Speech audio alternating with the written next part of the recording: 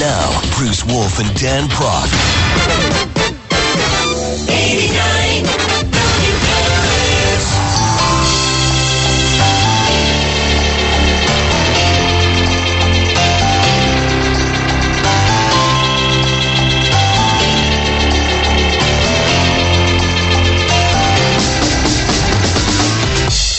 .07, 7 past 10.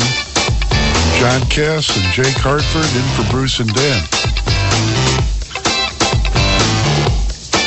I want to remind you, Chicago's talk leader, 89 WS, on the air and on iHeartRadio.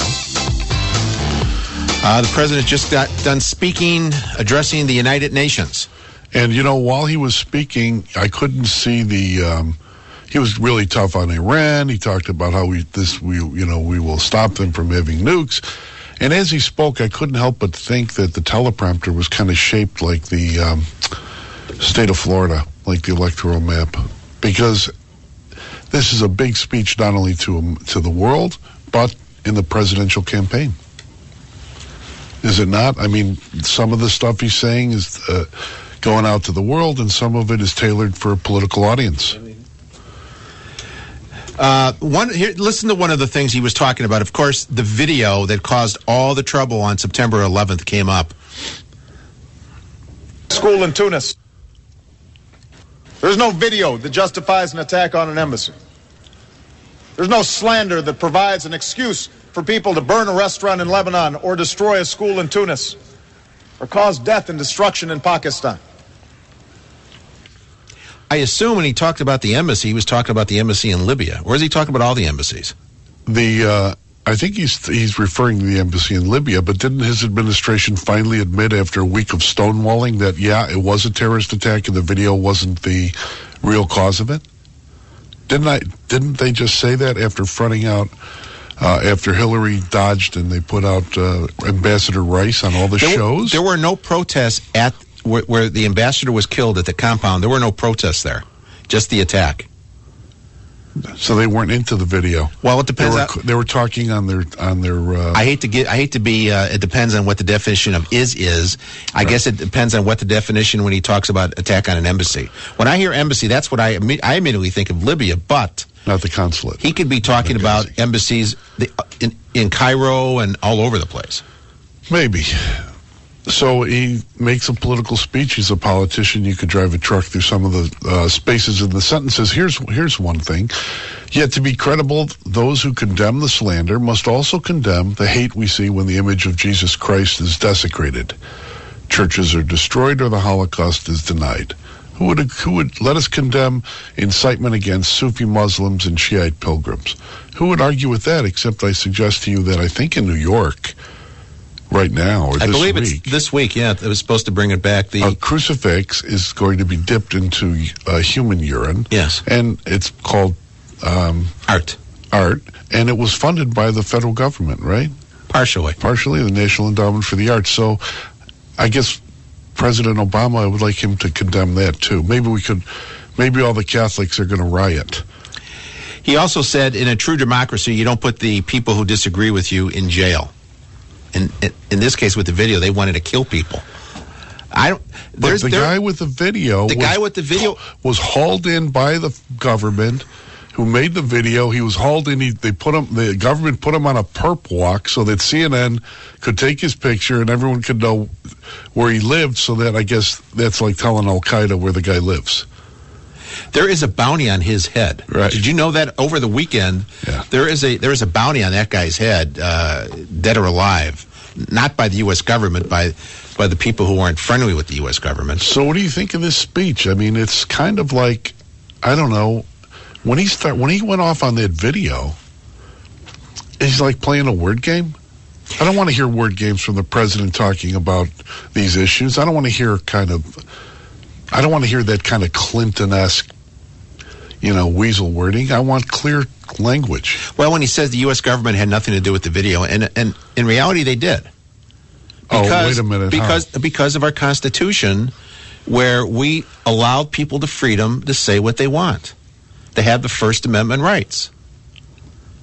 Yes, We're not and the type of government that shuts people down with their First Amendment rights. That's why you will have the crucifix in the urine this week, because the government doesn't do that. When the government tried to do it in Chicago with Harold Washington painting of him in women's underwear, the politicians who showed up and took it off the wall, they ended up paying a penalty, or at least the taxpayers did, because there was a big lawsuit. Yeah, but just like that video, the Harold Washington dressed up in women's underwear portrait wasn't well executed. I guess it was better executed than this video was, but it allows political groups to organize against symbols of outrage and get mad and basically beef up their own politics, at a time of crisis.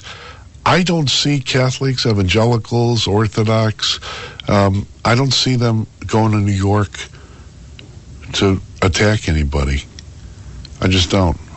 I don't see that. I see sadness, not hatred. 591-8900 is the phone number. Sean in Elmwood Park. Good morning, Sean.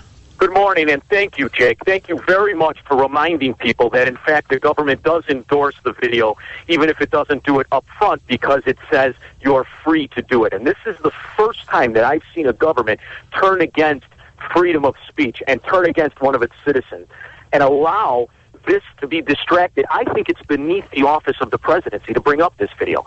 This is nothing more than a nonsense excuse that I believe wasn't even created by the Muslims that attacked us, but created by the people to cover up and protect the outrage against the atrocity of killing our U.S. citizens and an ambassador. This was manufactured, and it's proven that they lied. It's proven that Hillary Clinton lied when she said they defended this guy. And for the president to go out and make it as if it is something against what someone said, even though he said there's no justifying it, he's still giving them the exit ramp, rather than facing the fact that they hate what we stand for. Even while they're here, they hate what we stand for. And the proof is in the way they treat their women.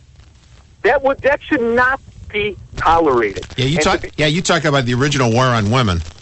I mean, where are the liberals, Jake? Where are the Woodstock hippie chick, hairy armpit liberals saying you don't get to treat your wives and daughters like that? They're teaching literature at University of Wisconsin-Madison, right? Isn't that? How about they can't even drive in Saudi Arabia? I have two daughters, and that's why this is personal to me.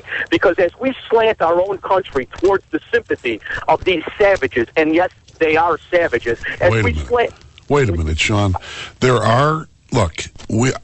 I'm a free speech absolutist, okay? On the other hand, we all know that speech carries consequence, right? There is consequence to what we say.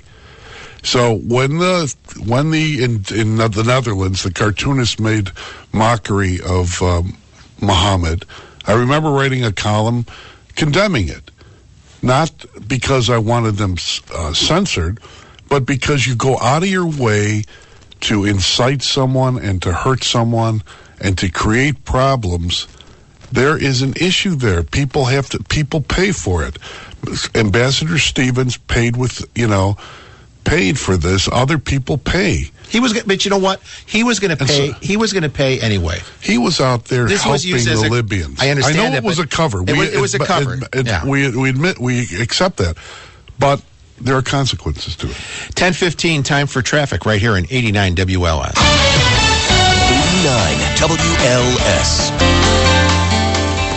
10:16, John Cass, Jake Hartford back in for Bruce and Dan, who are doing Don, Wade, and Roma's show. As you know, Don, if you didn't hear the announcement here on the station yesterday, haven't been to our website, WLSAM.com, didn't read Rob Feeder in Timeout Chicago, Don had a seizure when he was in New York for his daughter's wedding. It came back for tests, and he's going to have surgery on the brain Thursday. If you wish to send Don and Roma get well wishes, it's getwelldon@gmail.com. And they expect, if everything goes well, he'll be out 4 to 6 weeks. And we need him back because he's a great guy and a great radio man. And Don and Roma, I know that everybody's listening to your show in the morning. Miss you and love you. Getting back to the president at the UN, there's this you talk about the free speech and you talk about the press. There was the issue with the diary, Ambassador Stevens' diary, which was found by CNN 4 days after the attack. In Benghzi on the ground. in the rubble of where the compound was, and the State Department was all upset that he just CNN just didn't return it to the family. And the argument from CNN is, and I back their argument, there's a free speech issue. There's a freedom of the press. The government telling you what you can and cannot write. They didn't broadcast anything that was of a personal nature. But what they did broadcast was the fact that he wrote in his journal that he was concerned about the security in Libya.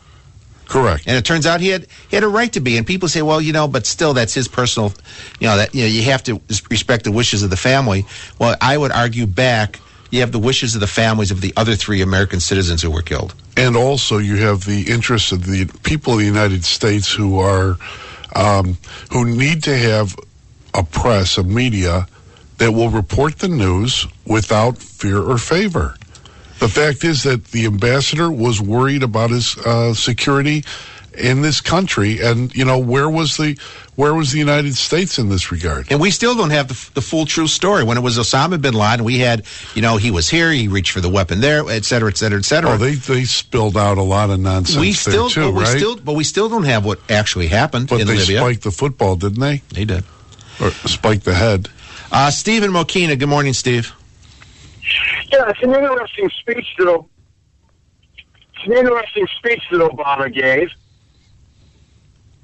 Yes. Okay. But his words mean nothing. He said he was going to cut the deficit in half. He said unemployment was never going to go over 8%. He said he's going to close Gitmo. His words are empty. Judge the man by his actions, which has been abysmal. Well, he had good intentions. Yeah, but where was his intentions right after the ambassador was killed? He was dancing around the story. He was, making stuff up, and it wasn't an attack. It wasn't terrorism. It was all about the movie. It had as much to do with him spiking Osama's head as anything. Do you want to go to war, though, Mike? Osama's dead. Mike, do you think we should go to another war? Do we want to commit thousands of troops to Libya? Do you want to do that? I'm just trying to take the devil's advocate position here, okay? Do you want to do that? You want to send my sons over there? Well, what is the president saying this morning when he talks about we're not going to let Iran have a nuclear weapon? Right. How's he propose to stop that? Just by asking pretty please? It hasn't worked so far. You can't have sanctions. If you're going to have sanctions on a country, and Japan and Russia and other countries are basically not abiding by the sanctions, then what sanctions are you talking about? Well, the diplomacy in this is ridiculous and weak. So when he says that today, that we're not going to let him have it, how does he back that up other than by going to war with them? Because the sanctions aren't working. Yeah, well, they're not working. The sanctions aren't working. Everything he's doing right up to now is not working. So let's go to war. Well, that's what he's saying. Well, what are you saying? Do you believe him? You want to go to war? Do you believe that he will? Do I believe that he's going to do anything between now and November 6th? Yeah, 6 weeks from today, by the way. Be sure to vote early, vote often. 1021, listen a lot right here on 89 WLS. 89 WLS. 89 WLS. 1027. Bruce and Dan Show. John Cass, Jake Hartford in for Bruce and Dan. Let's take a call, Jake. Mike in Woodridge. Hey, Mike, you're on 89 WLS. Hey, hi. John, I want to take a little exception to what you were saying about this film. You have to remember that this gentleman was a Coptic Christian, and these people are being suppressed over in the Muslim world. I think they have every right to create videos to protest that, and I think we should be standing by them. I think it's a disgrace that we're not. Listen, I'm amazed now that you mention it, something I've been saying a lot, because there are many Orthodox Christians, Coptics throughout the Middle East, and only in the last, couple weeks now, a month, is in the United States finally, people in the United States finally realizing that there are Christians there, that there are Palestinians who are Christians, that there are Christians throughout Egypt, Ethiopia, all these, Syria, they're getting massacred. All that is said, and I agree, of course. Turkey, the patriarchate is in the middle of, is right in Istanbul. But when we do things, you have to understand that there are consequences. I support free speech. I'm just saying you can't do it mindlessly. Well, you could do it, but understand if I write about some wise guy, hitman, you don't think he's going to be upset? Of course. And that's what you have to deal with. I mean, I agree with what you're saying, but this is America, and we should be standing by the free speech and not coming down on this band that made this film. I'm not coming down on them. I'm saying there are consequences when we do it.